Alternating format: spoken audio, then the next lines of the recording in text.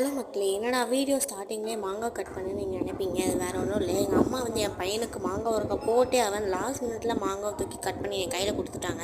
நானும் வேறு வழி இல்லாமல் கட் பண்ணேன். என்னடா லாஸ்ட் மினிட் நீங்கள் நினைப்பீங்க. நாங்கள் வந்து மே லீவில் எங்கேயாவது பிளான் பண்ணலாம் அப்படின்னு சொல்லிட்டு தான் சென்னை போகலான்னு பிளான் பண்ணோம். வசீகரம் ரொம்ப சோகமாக இருந்தால் அவனை விட்டு போகிறோமேனு எனக்கு ஒரு மாதிரி கஷ்டமாக இருந்துச்சு. அப்புறமா பஸ்ஸு வேறு இடத்துக்கு போயிட்டு நின்றுட்டு டீலாம் குடிச்சு பஸ் வந்தோடனே ஒரு அரை மணி நேரத்துக்கு அப்புறம் பஸ்ஸை நிப்பாட்டினாங்க சாப்பிட்றதுக்கு. நாங்கள் வீட்டிலேயே சப்பாத்தி தக்காளி தொக்குலாம் பேக் பண்ணி கொண்டு வந்திருந்தோம். செம்ம ஃபேவரட் காம்போ எனக்கு.